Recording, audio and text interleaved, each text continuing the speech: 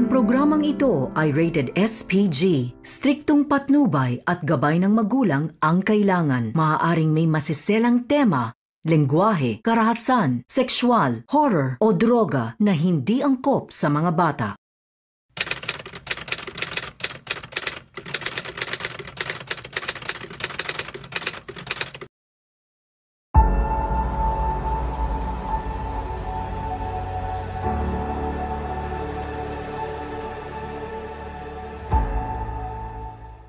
Si Ana ay lumaki sa isang masayang pamilya.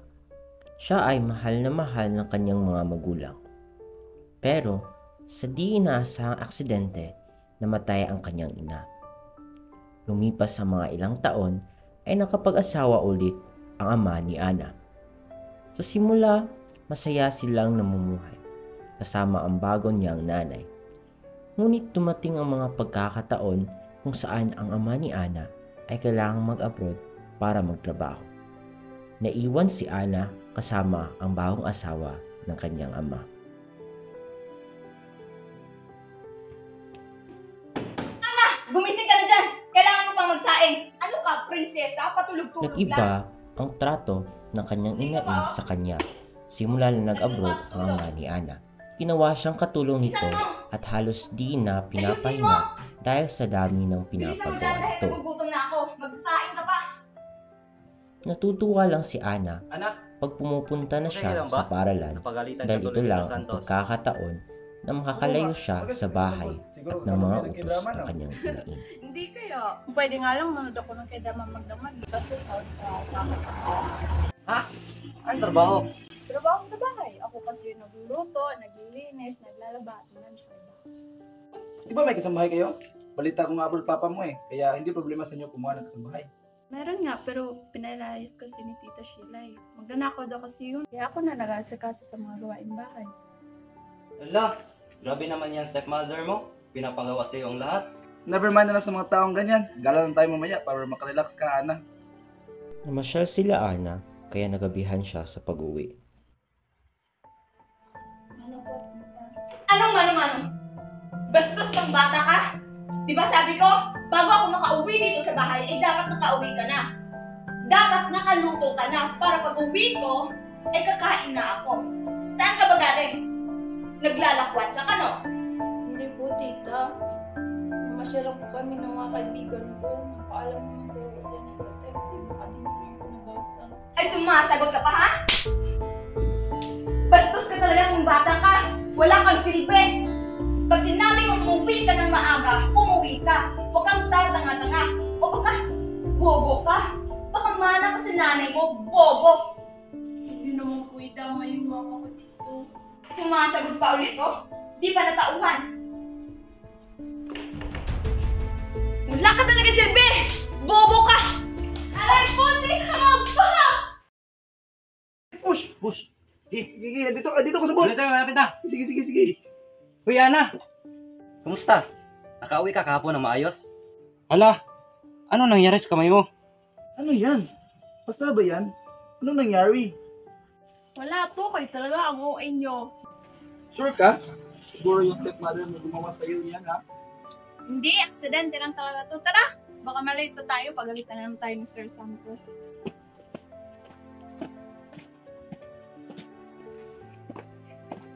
Sir. Uy, Miss Reyes, pwede ba kitang makausap saglit? It is regarding about your grades ngayong semester. Okay po, sir. Ana, ano nangyayari sa'yo? Bakit ang baba ng mga grades mo ngayon? Hindi ka naman ganito dati ah. Tapos pansin ko, palagi kang pagod pag nagle-lesson ako. Kagaya ng isang araw, napagalitan tuloy kita dahil nakatulog ka sa klase ko. Anak, may problema ba? Wala naman po, sir. Pagod lang po tapos sa mga Ano yung nasa kamay mo? Bakit parang may sugat ka? Wala po, sir. Aksidente lang po sa bahay. Ay, sige, muna na ako. May gagawin pa kasi ako.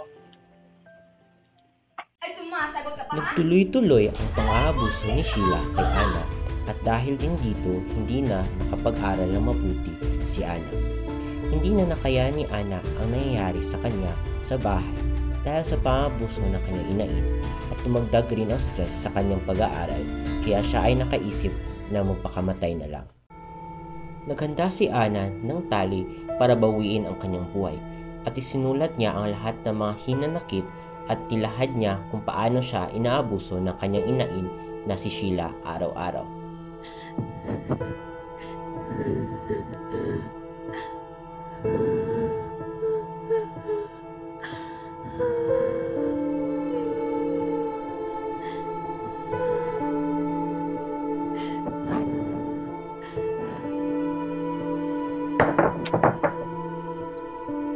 Nakita ang katawan ni Ana sa likod ng kanilang bahay at doon naputol anak ko siya ng ang asawa ko. dalaga.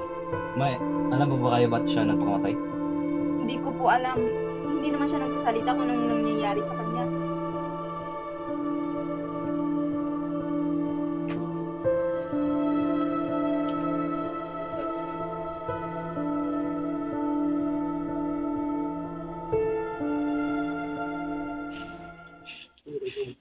Magandang araw po, ma'am. May warrant po arrest kami laban sa inyo. Mrs. Sheila de los Santos, ikaw po ay inaaresto namin sa salang physical assault. Teka lang po, sir. Wala po akong kasalanan, sir. Ikaw ay may karapatang manahimik o magsawalang kibo. Ano man ang iyong sabihin ay pwedeng maging pabor o laban sa iyo sa anumang hukuman. At ikaw ay may karapatang kumuha ng tagapagtanggol na iyong pinili. At kung ikaw ay walang kakayahan, ito ay pinagkaloob sa iyo ng hukuman. Naintindihan po ba? Teka lang, sir. Wala po akong kasalanan. Dinala ng tuluyan si Sheila sa police station para sa karagdagang investigasyon. Dahil walang kakayahan si Sheila na kumuha ng kanyang sariling abogado, ay pinagkalooban ito ng pamahalaan. Ma'am, nakita po namin ito sa silid kung saan nagpagkamatay si Ana. Nakasaan po dito na nagpagkamatay daw siya dahil inabuso niyo daw siya araw-araw. Totoo po ba ang lahat nito? Wala po. Hindi ko po siya inabuso. Disiplina lamang po iyon. Grabe naman kayo makapagpapang bintang. Mula sa nakalap na may salaysay sa kapitbahay niyo, nakikita nila na may nagaganap ng pang-aabuso. Kitang-kita din nila na nahampas mo si Ana ng walis. Opo, hinampas ko si Ana. Pero Nagpatuloy disiplina na lamang ang po iyon. investigasyon Hindi at ko naman inako nga ni naakalain Sheila aabot na sa parating ganito. nang hinahampas si Ana. Natulan nga si Sheila ng guilty at binigyan ng penalty na aresto mayong na may maximum period of 4 months and 1 day to 2 years and 4 months. Dahil din sa confession ni Sheila ay napababa ang kanyang sentensya at tuluyan na siyang nakulong. Nabalitaan nga ng ama ni Ana ang lahat at huli na niya itong nalaman. Dali-dali siyang umuwi ng Pilipinas at pinuntahan ang puntod ni Ana. Doon, nagsisisi siyang iniwan niya ang anak sa kanyang bagong asawa. Pagkatapos ng bisitahin ang puntod ni Ana, ay pinuntahan niya si Sheila Walang hiya. kung saan ito nakulong. Bakit mo yung ginawa sa anak ko? Nagtrabaho ako sa ibang bansa para mabigyan siya ng magandang buhay. Pero anong nangyari? Patay na siya.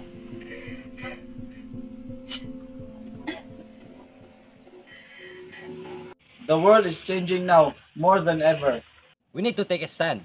Not just for ourselves, but for the sake of the children. For violence is not always the answer. Only creates a never-ending cycle. That has caused nothing but misery for the rest of the world. Violence The problem. Not a solution.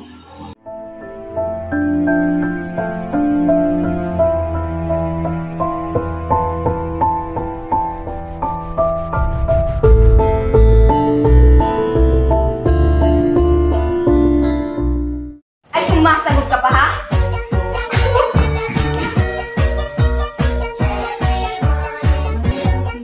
Anong mano-mano? Magandang araw po, ma'am. May warrant po rin kami sa inyo. Opo, hinampas ko po si Ana. Happy kay Giampas ni si Ana. Na, sige na sa Salang pagpatay ng O, na,